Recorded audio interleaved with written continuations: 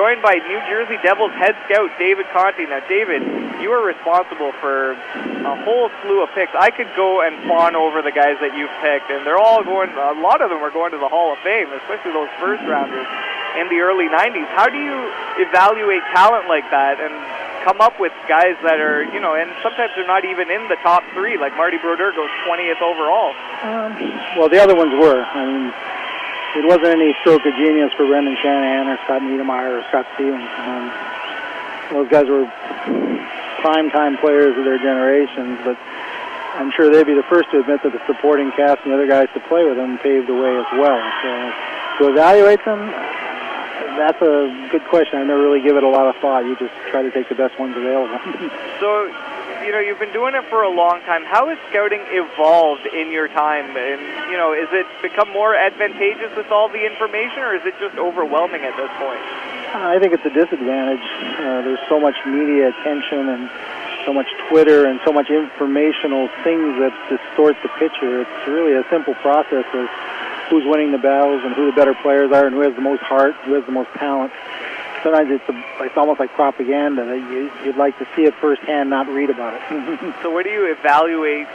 What's the main thing? Especially, I know New Jersey, it's a character thing. You look for guys that establish themselves and are you know, prove themselves a good fit for the organization. I don't think there's a rule.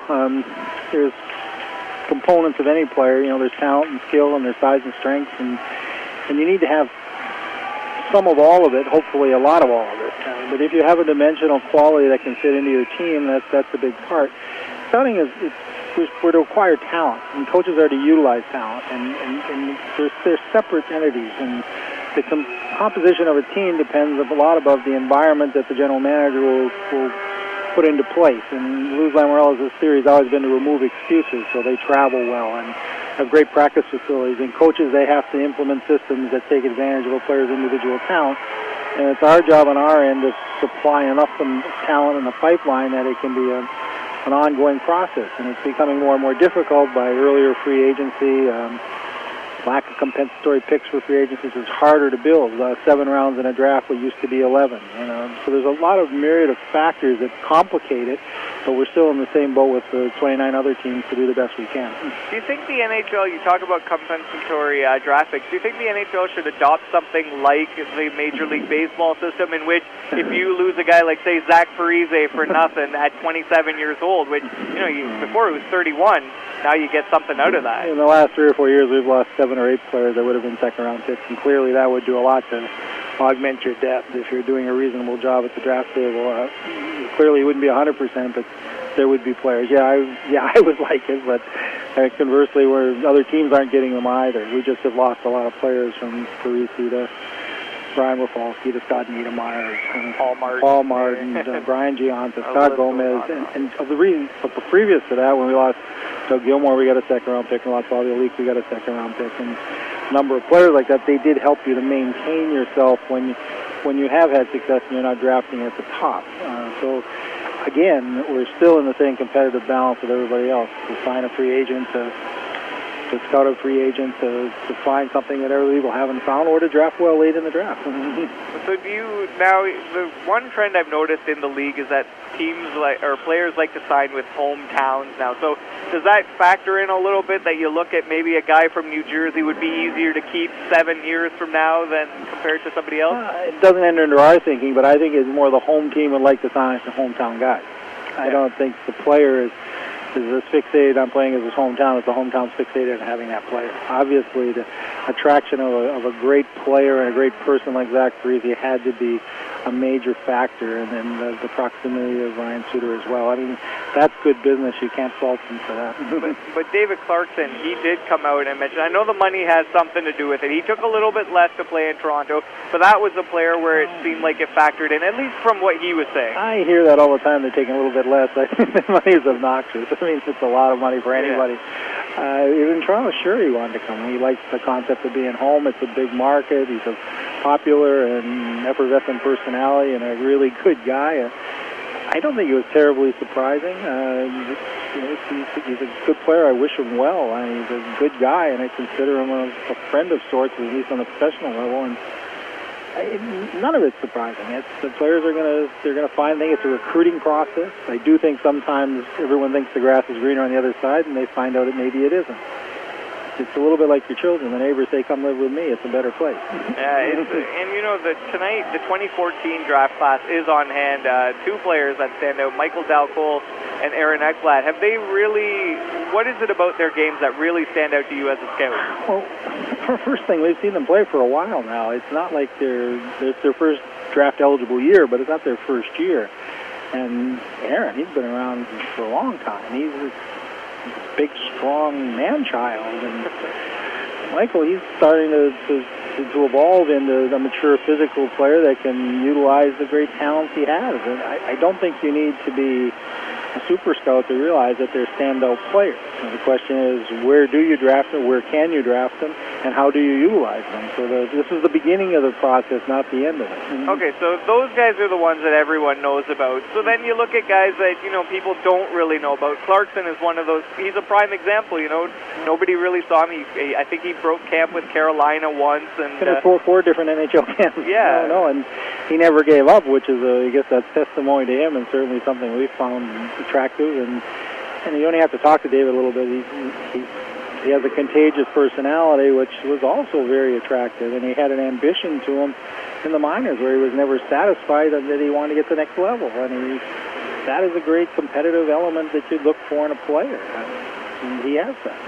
So you look at the draft years, and sometimes people say, you know, this year is stronger than other years, and other years are stronger than... Do scouts believe in that sort of thing, or you just go with whoever you pick?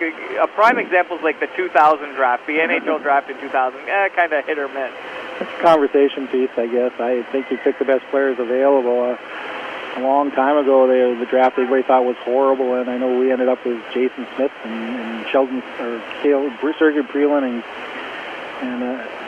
Kale Hull, three players in a draft that produced not a lot of players. So there's always a player. Yeah, absolutely. And there's a player of a certain dimension, and they lend something differently, and they're not always as identifiable. When there's a bunch of Sidney Crosbys, it doesn't take a lot of genius. Yeah, so, you know, as a scout, do you feel almost like a parental bond with your picks after you pick them?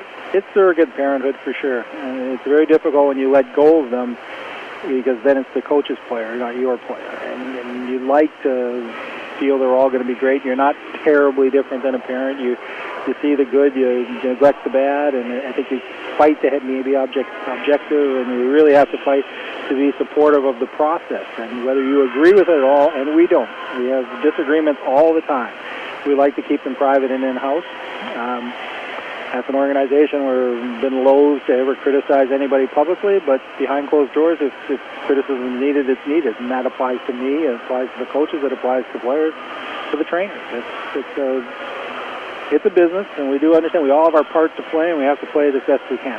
I think you guys really hit one out of the park with Ryan Kujawinsky. Were you surprised to see him drop that far? I was pleased to see him drop that far. Nothing surprises me through a number of years, and sometimes again, the media does this. Players become fashionable, and we're all subject. And I do feel a little fortuitous that I have been around a long time, and I have a little bit of cachet where I don't need to be validated by anyone right now. And that may sound a little arrogant to say that, but I always try to focus on the best player, not someone that Bob McKenzie would agree with. And Bob's a friend, and he's actually a very good hockey man, but that's not the validation I want. The validation I want is our team to win. So you look at a guy like, say, Stefan Matteau, so something like that factors in, maybe, where people don't rank him as high, but you guys don't care what anybody says? I thought he was ranked right around where he should have gone, perhaps. He has a special element. He's a man-child. He's 29th pick in the draft, and he's going to be a long-time player, and he's going to add something different. And you know, is he going to be fashionable in terms of being